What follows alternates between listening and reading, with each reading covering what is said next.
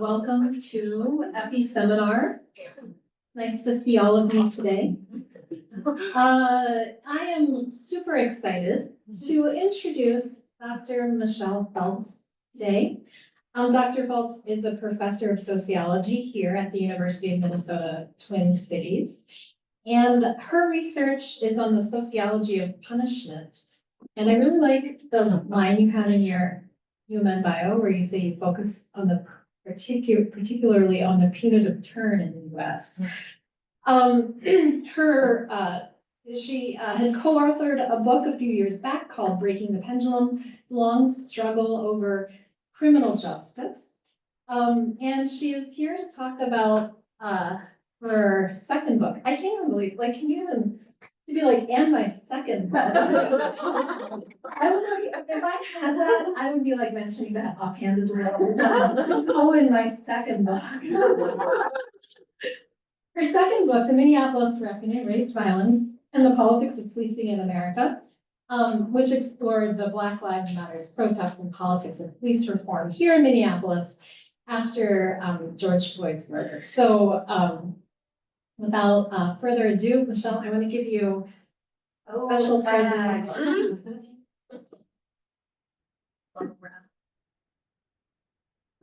So thank you, Gift, for coming over to our W Bond and giving seminar. So thank you so much, Michelle.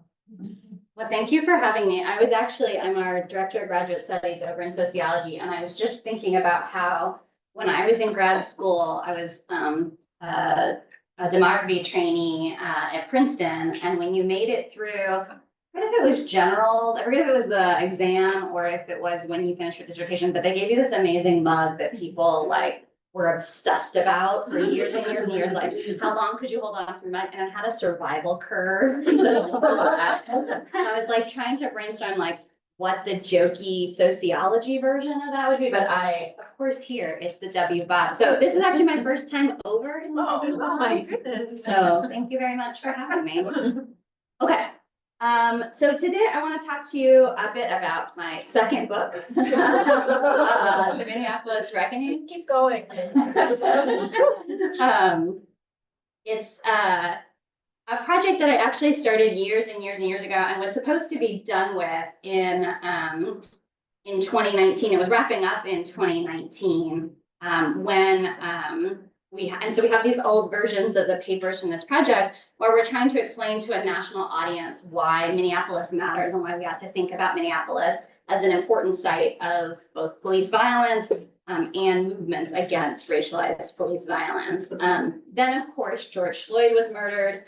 The 3rd precinct went up in flames, and suddenly Minneapolis was on the tip of everybody's tongue. And as those of you in the audience know, the murder of George Floyd by police officers in Minneapolis in the context of the COVID-19 pandemic set off a series of conversations about racism and how racism is baked into our policies and practices in ways that are obvious, like racialized police violence, and also ways that are less obvious. So in Minneapolis, the city would go on to declare racism a public health emergency. And the field of public health would increasingly turn to thinking about the fallout consequences of racialized police violence. So this is about the last time I will talk about health in this talk, but I want you to have it in the back of your mind. I'm a criminologist and a sociologist, so this is what my motivating slide for you all in the room today. And that's one of our doctoral students, Jeannie Centelaria. And Chris Robertson is actually my graduate student and just gave a job talk yesterday. So cross your fingers, everybody. What I want to talk to you about today, and the reason I think it has health implications, is in Minneapolis, as I'm sure many of you remember. Actually, how many of you were here in 2020? Yeah, okay, good. When I talked to undergraduates, I gave a guest lecture in a class the other day, and I realized none of them had been in Minneapolis because the undergraduates turn over so quickly. And I thought, oh, I have to start this talk at a different place, right? If you weren't here. But most of you all were here. And so as folks know, in the wake of the massive protests in Minneapolis and across the world, not just across the US, the Minneapolis City Council, a veto-proof majority of the City Council, took to the stage in Seward at Powderhorn Park on a stage that was emblazoned with the words "defund police." And they read a pledge that had been written for them by a series of abolitionist groups that they were agreeing to. And the pledge promised that they would begin the process of ending the MPD and that they would turn to community for the answers about what this new future away from policing might look like.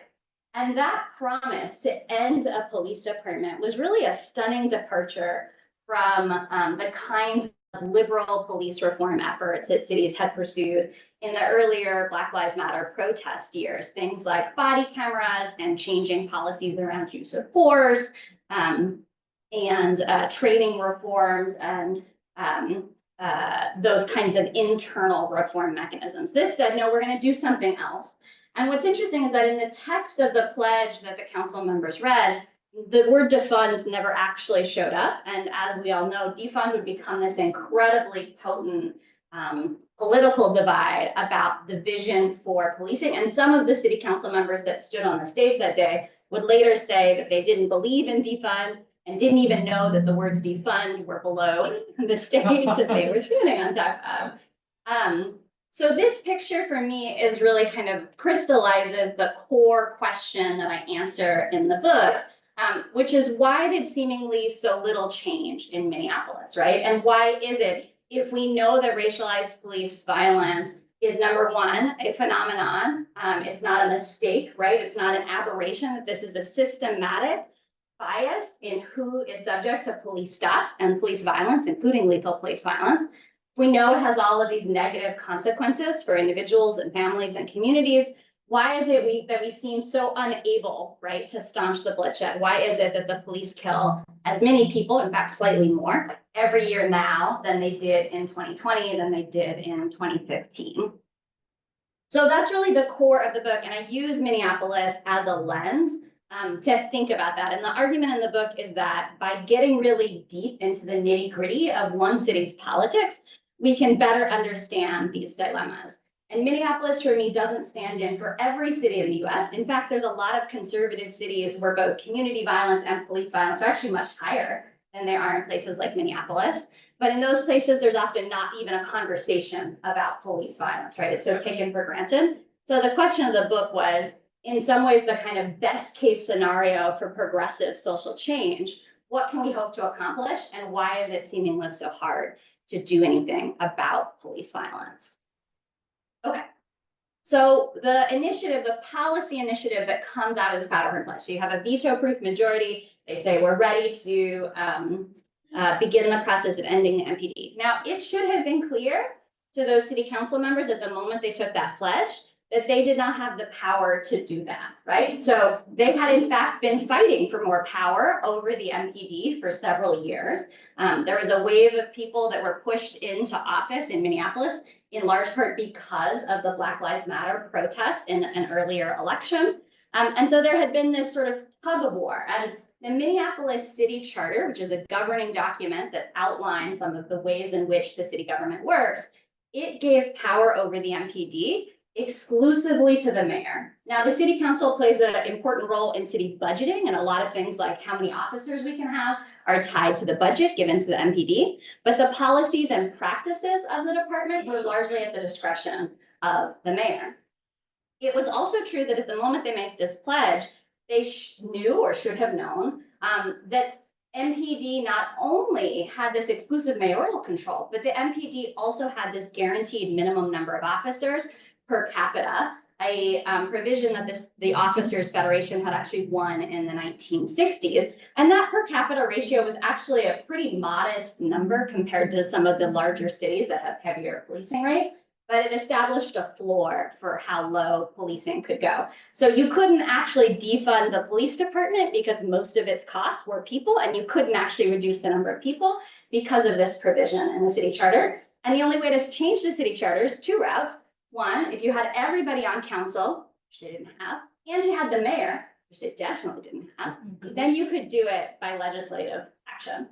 or you could put it up for a vote. So they wind up putting that up for a vote. It gets blocked in 2020, as some of you may recall, finally goes up for a vote in November 2021, and ultimately fails at the ballot. So the same headlines that were blaring that Minneapolis was set to abolish the police, which spoiler, it wasn't really ever poised to abolish the police, but the same headlines that said, Minneapolis is going to disband and or abolish the MPD, we're now saying that the measure had totally failed and defund as an initiative was a failed political proposition in the context of the sort of shift from attention on George Floyd's murder to crime in the community that we think was largely driven by the pandemic, but led to an uptick in serious violence, particularly homicide. Okay, so as I said, the kind of core question for the book and for the talk today is, why does this mass mobilization of summer 2020 seem to have accomplished so little? And the answer that I'm going to outline for you today is that it was because of the racial politics of policing. And the argument I'm going to make and lay out today is that because policing represents both a promise of state protection and a threat of state violence, the same communities that are most exposed to police violence are the same communities that are most in desperate need of protection from violence in the community. And that creates these really thorny politics and really strange alignments of folks who fought against the charter amendment to end the Minneapolis Police Department. And I think that tells us something about how we can ultimately get out of this tug of war, this political tug of war between attention on police violence and attention on community violence.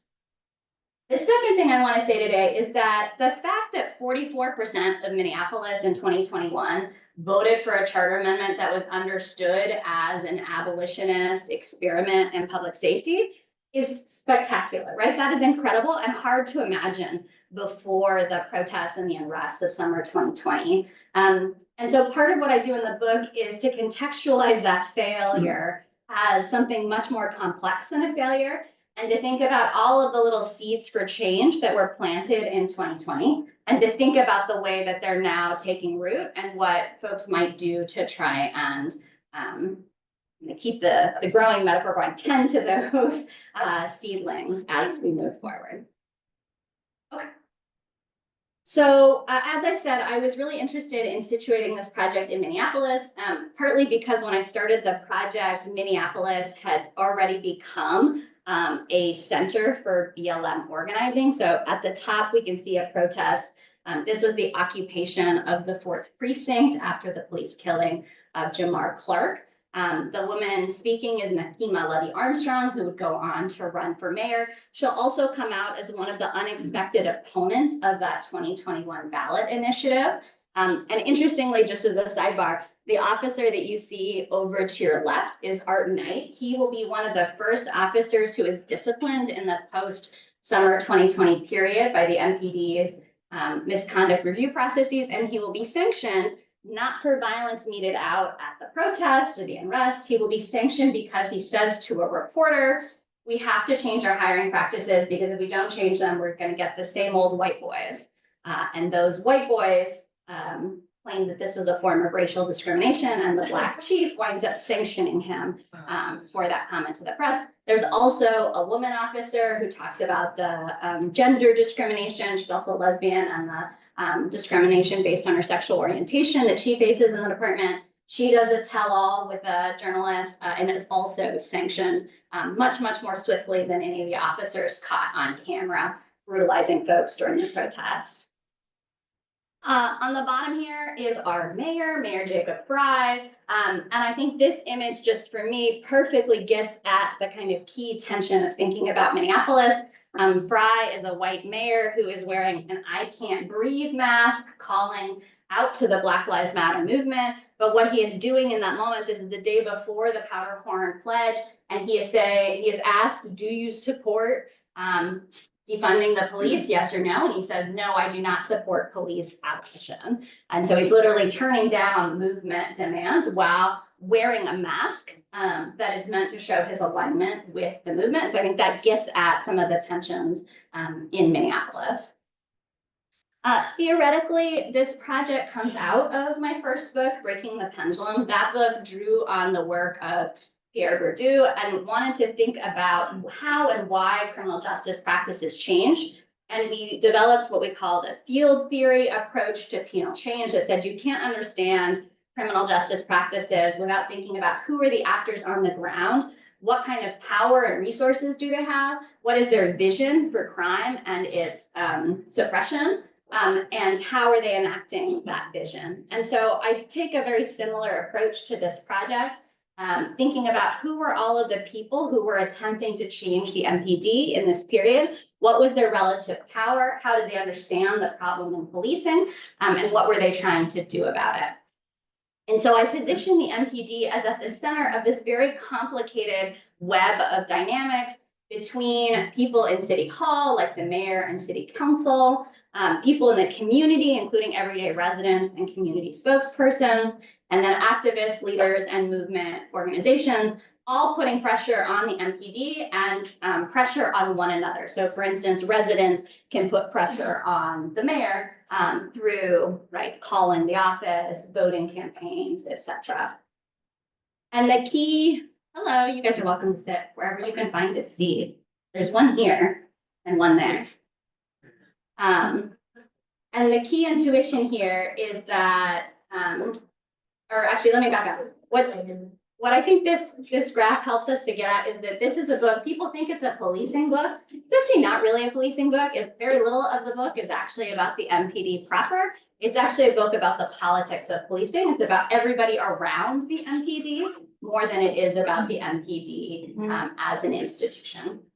And the second thing that I want to point out from this graph is that local level contestation, which is mostly what I'll focus on today, but it's important to remember that that's embedded in state level contexts where we set state level policies and practices and have a set of interest groups at the state level, which is itself embedded in the federal level and policies and practices and political struggle at that level of political struggle.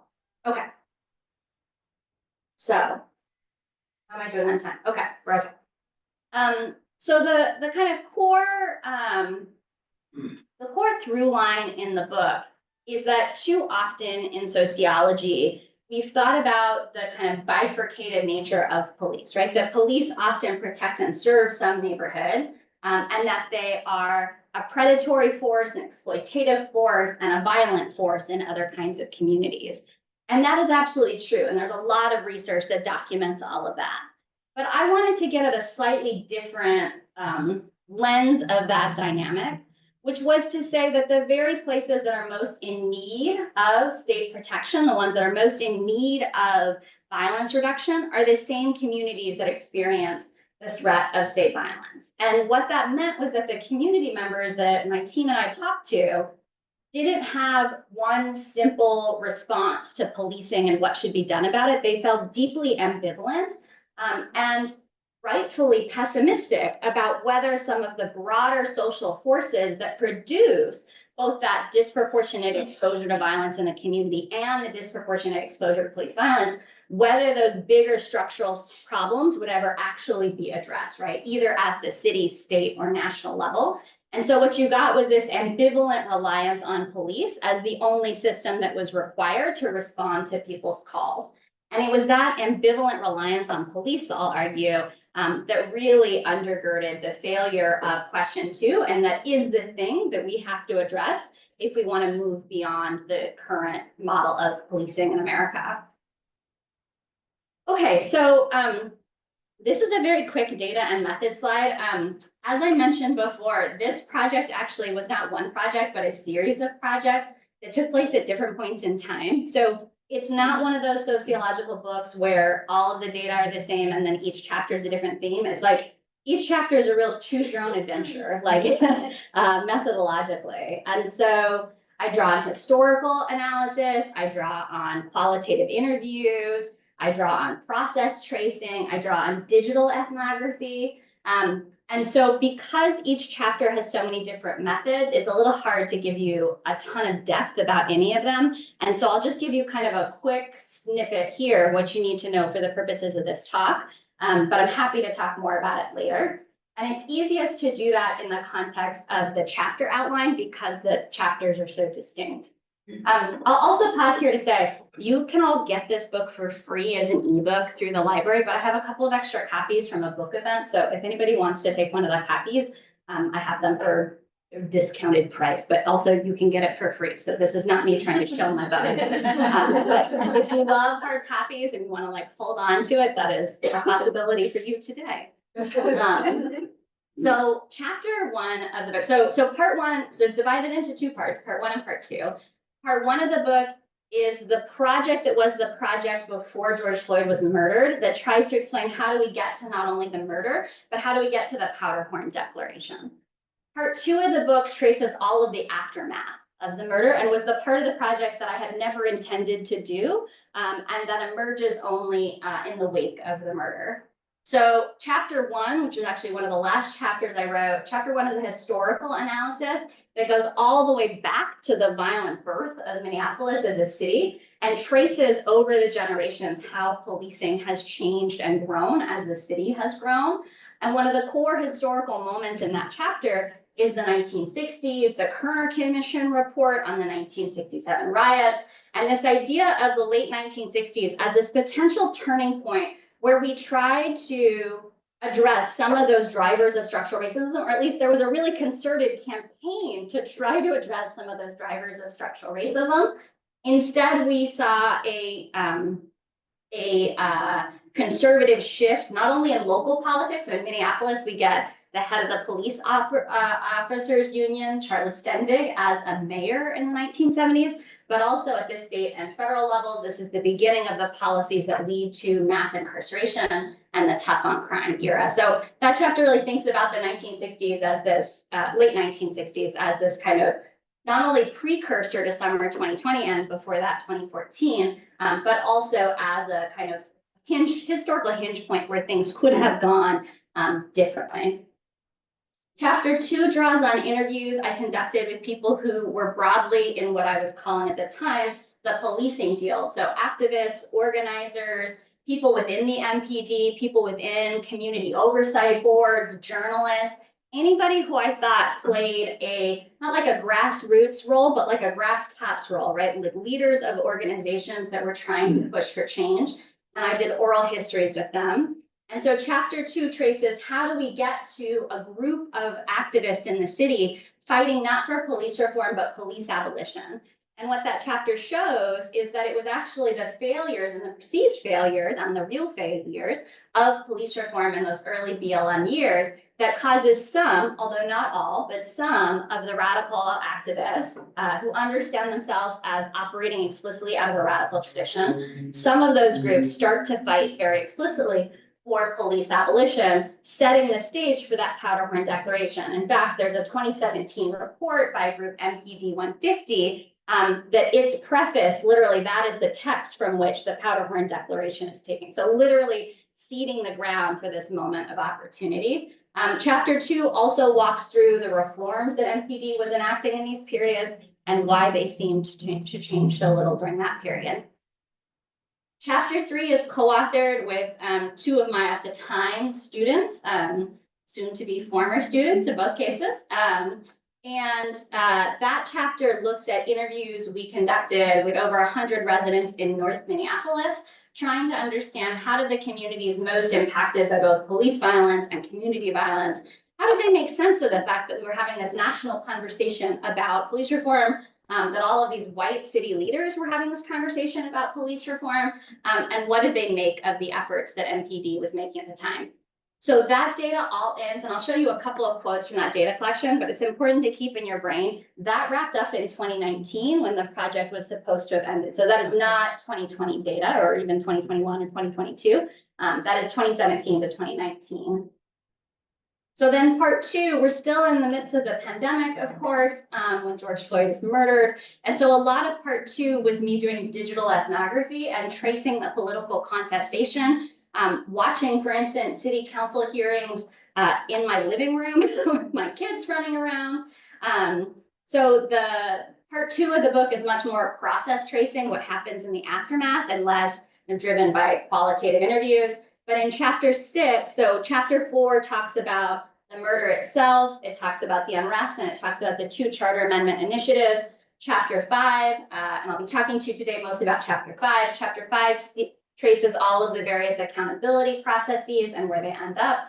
Chapter 6, which I'll say just very briefly about at the end, looks at the alternative models of public safety that emerged even in the wake of the failure of that charter amendment in 2021. And I did some original field work in summer 2022 for that chapter. Okay, so for the rest of the talk, I'm going to keep coming back to this slide. So let me unpack it for a minute.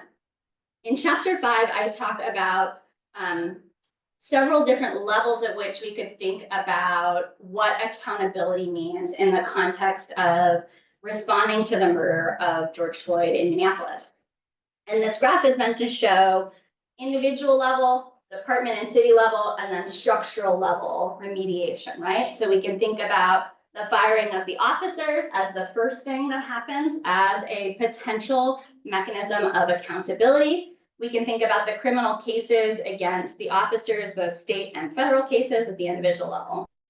At the department level, we can think about ending the MPD. We can think about policy and practice reform. We can think about the consent decrees, and we can think about these alternative public safety models. And finally, at the structural level, we can think about legislative police reform at either the state or federal level, but also changes in the kinds of social policies that would ultimately shift that macro level exposure and racialized disproportionate exposure to violence and other forms of harm in the community. So starting with ending the MPD, as those of you who lived through it, most of you know, the idea for question 2 was that we would replace in the city charter the MPD with a Department of Public Safety. That Department of Public Safety would no longer be exclusively helmed by the mayor and would not have a mandatory minimum number of officers. So it would break those 2 things in the city charter that the council felt were standing between them and change. The campaign, yes, for question 2, distributed a series of flyers to the community where they tried to explain what their vision for this proposal was. Now, importantly, the actual text, like at a very procedural, legalistic level, nothing in the charter amendment would have required defunding, and nothing in the charter amendment would have required building any of these other kinds of professionals they're outlining here. But it would have changed the terrain of political struggle, making it more possible for, number one, the council to exert more control. And at the point at which we get to the 2021 election, the council is to the left of the mayor, although that has not always historically been the case, but it was at that moment, and it is again today. And second of all, but it wasn't right after the 2021 election, interestingly enough. And it would create kind of the opportunities to build these new structures. But everything about what it would actually look like would depend on who else was voted in 2021. So one of the complexities about the vote getting pushed from 2020 to 2021, first of all, it wasn't a presidential election, so there was just like much less turnout. But second, you would have had a standing set of people who we already knew what their priorities were, who would have implemented this. By the time we get to 2021, the entire city council is up for re-election or they're not running. So we don't know who's actually going to be in charge of this as they run. And there was an abolitionist candidate for mayor, although I think most observers at the time assumed that Fry would be reelected. So we knew who was going to be in the mayor's role, probably. But there was a lot of question marks about sort of who would be in the council role to enact this thing should it pass. And what's interesting to me is that the campaign against the charter amendment, which was branded under this group, all of Minneapolis, they leaned very heavily on racial authenticity and framing the charter amendment as bad for Black communities. And one of, although not their only, but one of their key spokespersons for this argument was Chief Arredondo, who of course was the department's very first Black police chief. And so a number of more establishment community leaders in Northside and in the Black community argued that the charter amendment was a hit on Chief Arredondo and was designed to kind of reduce Black political power at the moment that we had had somebody in that position. And it relied very heavily on this idea of like Arredondo as the kind of savior for the department. Of course, he was sort of planning anyways to retire. He would announce his retirement fairly shortly after the vote, but the average voter didn't know that. So both campaigns, again, because we're a liberal progressive city, or at least a city that understands itself as liberal and progressive, both campaigns centered Black voices. But their ideas about what Black voices actually wanted and Black communities actually wanted were wildly different when it came to public safety, right? With all of Minneapolis much more concerned about crime in the community and positioning the police as a solution to that crime, and all of Minneapolis positioning, I'm sorry, yes for Minneapolis, positioning themselves as the police were the problem and the exposure to violence in the community. And so what did actual residents think? Well, again, this is drawing on data from this earlier pre-George Floyd's murder period, but what the chapter on residents in Northside showed was not strong feelings of trust towards the MPD or strong feelings that we had to abolish the police, but rather this really complicated ambivalence, right? So Darnell, a Black man in his early 20s, really identifies the lack of trust that a lot of young men told us about with respect to the police. He said, any other day, they'll show up just to harass you and racially profile you. But when there's actually a murder, like a kid, he got shot and killed in his own house, they still haven't found out who did that. So, I don't really know if they're there to protect or serve or not us, right? So he stops himself from saying protect or serve or not, and then he says not us, right? Highlighting the community feeling kept outside of that boundary of protection. Rudy, a Black woman in her late 30s, tells us we're still dying quicker than we can affect change. I don't want to be dead before I experience a neighborhood where I feel safe when the police are around. We all deserve to have policing in our communities or ways of managing things in our communities that are like helpful and positive, that build rather than tear down and destroy. And Rudy was a really interesting narrator for us because Rudy had a very organic sense of defund the police. Like she told us about these other kinds of institutions she could think about building up in the community. And she was using her own language. She wasn't it was clear that she wasn't super involved in kind of organizing circles, but this was kind of her own intuitive understanding of these processes. But even Rudy, who said, if something's going on in the community, sometimes I'll call my friends and see if they can respond, or I'll like check in with my neighbor, right? All of these things that abolitionists push people to do and encourage people to see that as sort of the seeds of abolition. Rudy said, but if I see a gun, I'm calling the cops, right? So again, this idea of like violence as a kind of hard limit to that imagination. Finally, Kamala, whose quote I come back to a couple of times in the book because I think it really haunts me. Kamala says, Kamala is a Black woman in her early 40s, not a presidential candidate. Pick these names in 2019. Kamala says, I don't have faith in them at all, but at the same time, you got to call them if you need them. You know what I mean? And then they come and you need them and they shitting on you. So it's like damned if you do, damned if you don't, right? So that damned if you do, damned if you don't, I think was actually the most pervasive theme in these interviews. And it's important to remember that by the time we get to the 2021 vote, this spike in homicides, so this black line shows annual homicides, the city had never seen a rise that fast in homicides in its history since, you can go back to the 60s. We'd never seen a rise that steep in the reported past. And it disproportionately impacted North Minneapolis, which had long been the site of a disproportionate share of violence, including, I don't know if you all remember, or maybe even have personal ties, but there were 3 young children who that summer had been shot, one of whom had been bouncing on a trampoline. I mean, just the horror of the timing that had to happen for that child to be shot. And so this idea of protection from officers was really salient in the community in 2021, this promise or hope of state protection. The reason I plot this alongside the number of sworn officers is that if you just ignore the very end of this graph, let's just cut it off at 2018, there is no really obvious connection between the number of police officers and the number of homicides, right? Homicide variation is not primarily driven by the number of officers at the MPD. That is just not the primary causal driver here. But when you saw this stark rise alongside a stark drop off in officers, and this 2021 number of officers is actually a little bit of a lie, because by that point you still had a bunch of the officers on PTSD leave who hadn't yet formally exited the department but would. So they were actually more like at this level that you get to by 2022.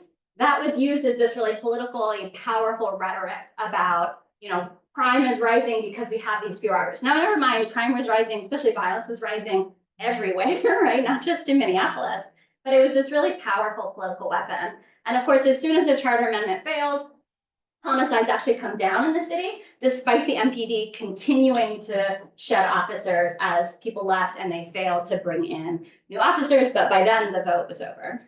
Okay.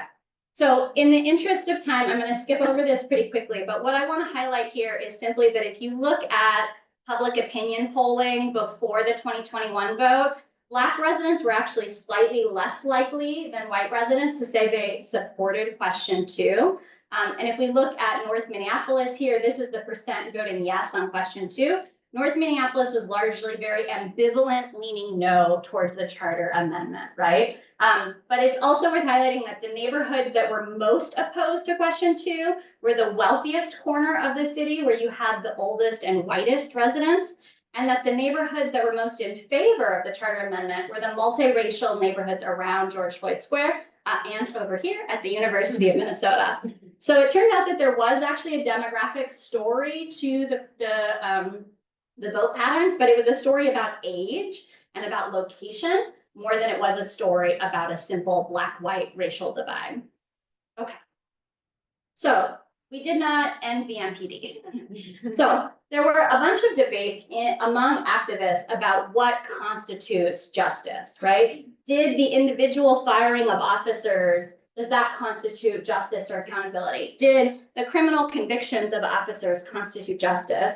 And particularly for abolitionists, there was this critique that state punishment was never going to be a form of justice, right? So making officers go into the same system that abolitionists understood as fundamentally violent was not an answer, right? An answer was making a world in which we couldn't imagine somebody being killed in the way in which George Floyd was killed. And so what about all of these policy and practice reforms, the consent decrees, like what was happening with the department during this period?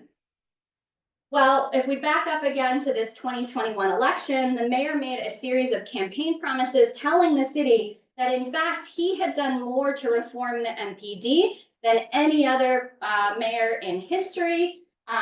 What he actually had done and the evidence of their effectiveness was left quite murky, but the kinds of claims were around things like revising the misconduct review process, requiring officers to complete active bystander training, which trains officers to intervene in fellow officers' misconduct, overhauling the field training officer program, which came under scrutiny because Derek Chauvin was a FTO, and banning no-knock raids. And I have to kind of zoom past this, so I'm sorry how much I'm gonna sort of wave my hands here and say you have to trust me, but you have to trust me that like basically none of this happens in a meaningful way in the 3 to 4 years after George Floyd is murdered. Essentially, the only thing that happens is that the force is much smaller because they can't hold on to officers, and that means they gut a bunch of programs. And attempts to rebuild the department and enact any really meaningful changes are still very much ongoing. Misconduct review is actually more of a shit show and less transparent now than it was before George Floyd was murdered. They changed their data practices on use of force to such a degree that you can't actually compare use of force to previous periods with any reliability. So in terms of the like transparency of the data, all of that is worse. There are fewer stops being made by officers. So there's fewer of that low level contact that officers will understand as proactive policing, but the community often interprets correctly as harassment. But that's largely just because they don't have enough officers to harass people, right? Because they are much smaller. And the kind of famous example of this failure is that Fry will promise that he has banned no-knock raids. And as those of you who live in the city know, Amir Locke was killed during what was essentially a no-knock raid. And Fry would go on to say that the language had gotten somewhat lax around no-knock raids and then promise again to overhaul those policies. Okay. So then the last thing I want to talk about very briefly is to say that one of the things that does happen, so I think policy and practice reforms are largely awash. I think the MDHR and the DOJ consent decrees have taken so long that we just can't say at this moment, even 4 years later, right? Like what those, 4.5 years later, what those reforms have actually done and will do. It's possible that they will make meaningful changes, but we just don't know yet. The MDHR one is in place. There is a, What is that? Minnesota Department of Human Rights. So at the moment, George Floyd is murdered, the DOJ, this is worth getting into. The short version is the DOJ used to do these pattern and practice investigations of police departments. It was one way for the feds to force local police departments to change their practices. They stopped doing it under Trump. And so the Minnesota Department of Human Rights steps in, but then once Biden is elected, the DOJ also comes in. And so you've got these overlapping investigations and these overlapping consent decrees, which are agreements the city consents to, that's why it's called a consent decree, of a series of changes they promised to make. And there's a court monitor appointed whose whole job it is to see if the department is regularly doing the things it's supposed to do. Now, DOJ is led by people who have law enforcement experience. Court monitors are often people with law enforcement experience.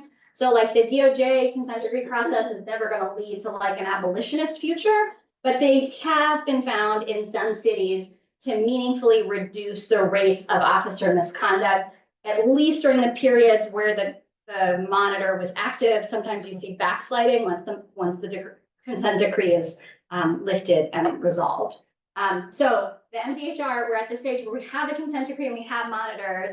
They literally just put out their first report that was like, we need more time to do everything. The department needs more time to do everything. The DOJ, we haven't even gotten to the consent decree yet. They're still negotiating it. It will come out at some point.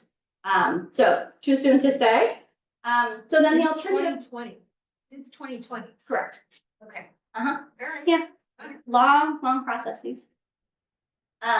So then, and I'm like basically out of time. So I would just say very quickly, like both this city and community organizations have attempted to build these alternative public safety models that would have been the crux of the 2021 Public Safety Initiative. And I think it's important to think about that because it is so often framed as a failure. But like, so REP is an abolitionist group that runs a community hotline where communities members are trained to respond to other community members in crisis. This picture, oops, over here on the left is of the behavioral crisis response. How many of you know about the BCR? Oh, guys, it should be higher in here. Okay, you can call 911 in Minneapolis and say, I want the behavioral crisis response. I want BCR to respond to a person in crisis or because I'm having a mental health crisis. And 911 in Minneapolis will now dispatch trained mental health professionals to respond to 911 calls about behavioral and mental health crisis calls. They are now responding to more person in crisis calls than the MPD. Now that's a small sliver of the calls that the MPD takes, but it is a meaningful transformation in how we're responding to people in crisis on the streets that does not get enough credit, and that like the city is still like just trying to get people to even know that they exist. Violence interrupters, I can come back to this in the Q&A. Violence interrupters is a model of community members intervening in cycles of violence that again, it's not 911 dispatch, it's like people on the streets and connecting with community members. It offers another model to think about that overexposure to community and police violence. That program is essentially in shambles right now. They're facing a couple of different lawsuits and have stopped paying their grantees. Anyway, that's a very depressing story because that was another potential model that looked like it was building towards a future where we could turn away from police. Okay, so this graph says, what did we do? And I haven't really talked about the structural stuff, but like essentially none of that happens. Like there's some like real weak sauce bills in Minnesota that essentially do nothing, and in some cases like do worse than nothing, but they do nothing meaningful. So what do we get? We get a vision of justice as individual punishment of individual officers, and these long scale investigations through legal processes that take so long to unwind that nobody is ever sure of what they've done or what it means. Okay. So in the end, what I want to say with the book and with this talk is that to reckon with police silence, what the residents in North Minneapolis told my team all those years ago is that you have to reckon with racism, right? Racism is understandably is understood as and should be understood as the fundamental cause of both disproportionate exposure to community violence and police violence. And reckoning with that violence is going to come not cheap, right? You cannot just defund the police departments and have enough money for the kinds of economic redistributions and real reparations that we would need. So as an example, if you think about just the Black residents of Minneapolis and the income gap between Black residents and white residents and how much money it would take to get Black residents to have the median income of white residents today, that would take $4 billion per year, right? The MPD's budget is on the order of magnitude of about 200 million, right? So you see just like this huge gap of like what it is that we're spending, especially at the local level, and what it would really take for redressing racism. And ultimately, I argue, that's why we remain caught in this cycle of outrage about police violence, attempts to quell it, and then it begins again. So the core lessons in the book, I argue that police reform can work, but I put scare quotes around that because I think we need to be really, really narrow about what it is we mean when we say work. I think with a lot of effort, you can reduce rates of illegitimate police violence in communities, and that's about the best that you can do, right? You can't reduce the fundamental violence of the institution. You can't bring it to zero, but you can, around the edges, reduce disproportionate exposure to police violence. But we have to do more than reforming the police. Like that can't be a good enough goal. And that has to involve trying to think about what kinds of other public safety apparatuses can address these twin problems of violence. And that has to mean thinking very seriously about gun violence, because even though gun violence is not what police spend most of their time responding to, it is the kind of crime that drives the politics of policing that re-entrench their power, right? And so that is it's the violence that is most disruptive and devastating to the community. And finally, that cities can't do this on their own. Like, we have to get political power at the state and federal level because you need actually the scale of change is so big. It cannot happen within city limits where people can just move to Edina if they don't want to pay state taxes, hypothetically. Okay, so thank you to all the project funders. Thank you all for coming. I'm sorry I went over time a bit, and I'm really glad to be here in conversation with you.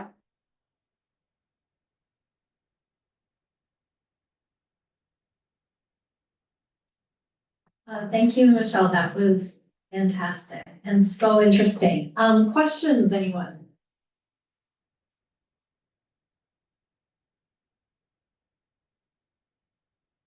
Thanks, Michelle. There's like so much to digest. I don't know if this question will sound coherent at all. I was just curious if your take on how gun violence in general or gun control in the US might play into this. I assume it varies some amount, and your metric for illegitimate police violence.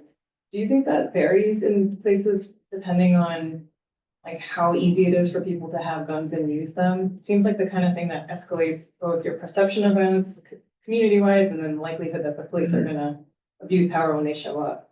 Yep. Yeah, great question. So a couple of that. So yes, there are sort of statistical analyses that show places with more guns and more gun violence tend to have higher rates of lethal police killings, both at a local level, at a state level, country level. If you look at the US versus other countries, people are always like, the police kill more people in the US than in any other country. And that's absolutely true, but we also kill each other at a rate that is truly unprecedented compared to the other kinds of Western industrial countries. We look on both of those metrics more like countries in Latin America than we do with the Western European models that people like to project as our peer in nations. That said, there's a lot of really good sociological research that shows that even if you're in a place with relatively low rates of gun carrying and lethal violence, that the entire curriculum for police training and their culture is so heavily focused on, like, every time, so new recruits, one of the things new recruits have to do is to watch over and over and over and over again videos of cops being killed during routine traffic stops. So there's a couple of really particularly famous instances where the cops were too lax and they are shot and killed, and they make the cadets watch them bleed out and like audibly dying on camera. And that is reinforced over and over and over. A lot of police departments, when you walk in, one of the first things you see is murals to police officers who have been killed in the line of duty. My colleague at UT Texas Austin, Michael Sierra Arevalo, just wrote a great book on this called The Danger Imperative, that is about how this perception of danger motivates police culture. So I think the variation doesn't, there is a correlation there, but police, I think, are always on alert, in part because it's ingrained in their culture. The other thing to say is that there is also research that shows that gun control measures sometimes in the right ways can make a reduction in gun violence. But it's still sort of a tinkering around the edges, right? And I think what's so tricky about the US is a couple of things. One is the guns have been so entrenched as our part of our culture for so long that it's not like in other countries where you could just like imagine a gun ban. Like there's just no, and we're so big and so diverse in terms of like state political cultures that the kinds of like big policy shifts that you saw in other places just aren't gonna happen here. And gun violence is not one thing, it's like 17 different things, right? So most people who die by gun die by suicide, which is really different than the like urban homicide that is what's in our minds, right? So if we want to solve the gun violence of suicide, it says a certain number of public health interventions. If we want to solve the problem of gun violence in urban communities of color, then it's about real structural changes that make people feel like their lives aren't hopeless and that they're in this like desperate search for safety. And that takes a lot more than just fixing gun policy, you know? So I think sometimes liberals like think gun legislation is like the thing that will solve all these problems, and it's not, but it could make things, and like police reform, it works. Like you could make some improvements around the edges, but gun violence is here for us to stay for a while. And it's a symptom, not just a disease.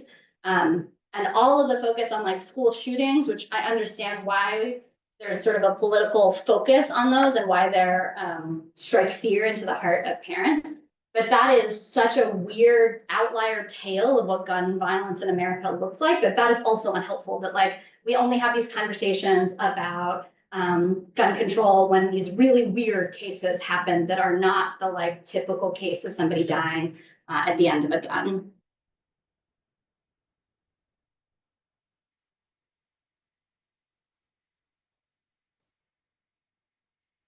Yeah, my name is Jorge. First off, thank you so much for the presentation. I haven't had a chance to read the book yet, but the question is motivated by, on one hand, I'm an academic in Black Studies.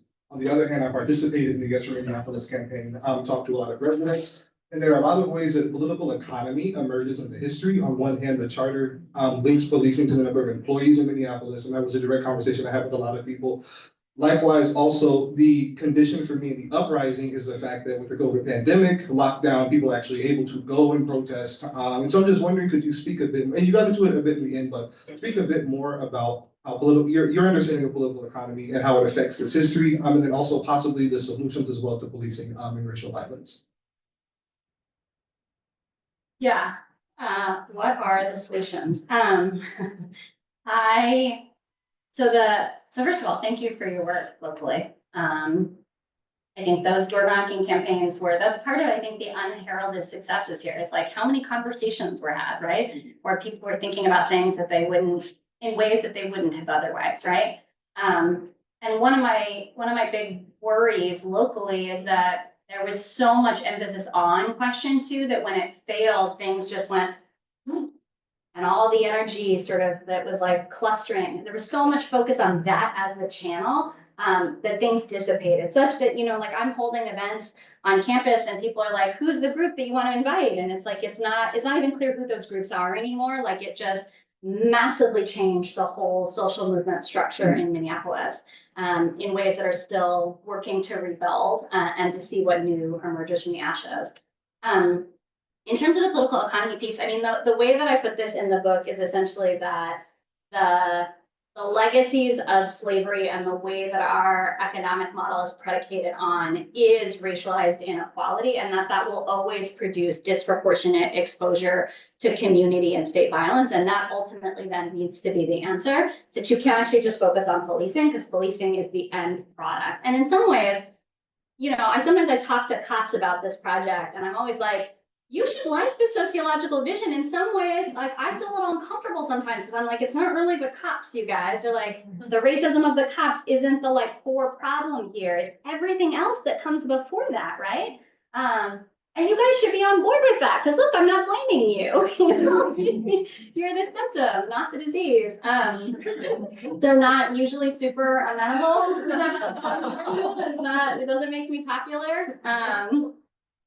But I think it's right intellectually. And so then the question for me becomes like, how do you create movements that are strong enough to create those kinds of changes? And I think one of the limits of the way that the Black Lives Matter movement came to articulate itself is it is so focused on police violence. Of course, the first time that phrase gets used, right, it's actually about vigilante violence, not state violence, but it becomes so associated with police violence. And in some ways, I think lethal police violence is one of the hardest pieces of the problem to solve. And there's so many upstream things. So I did a book event at a bookstore in Madison with a guy who had led a BLM chapter there and whose parents were quite famous in the civil rights struggle. And he asked me, and he said, you know, do you think this kind of movement oriented around spectacular cases, spectacular meaning like big and explosive and horrible cases of lethal police violence, do you think that was ever going to be the thing that got us to liberation? And I said, this is a hell of a question. What do you think? You know, like, what are the conversations you're having with like your elders? Like, what do they think about that provocation? And I think it's an open question. I think the movement absolutely tried to make the story about structural racism and the conversation we're having in sort of mainstream discourses and white elite spaces around structural racism, I think absolutely would not look the way that it does if it weren't for the movement. But I also think that too many white liberals have in their brain that like the real problem are the police and like racist police in particular, that there's like this individualization of the problem. The movement was not trying to argue that, right? But I think that is how it has like filtered down in a way that I think is really limiting for building that broader political vision. Okay, well, we are at the top of the hour. I just want to say thank you again for coming and visiting and sharing all of this with us. I was thinking that it's funny that you started out your talk saying, and this is the last time I'm going to talk about health, when basically everything you talked about relates to health. So thank you so much, Michelle. I believe there's a class in this room in 10 minutes, so people can hang around for a little tiny bit, and then we're gonna try to scoot everyone out. But thank you so much, and I will see you next week.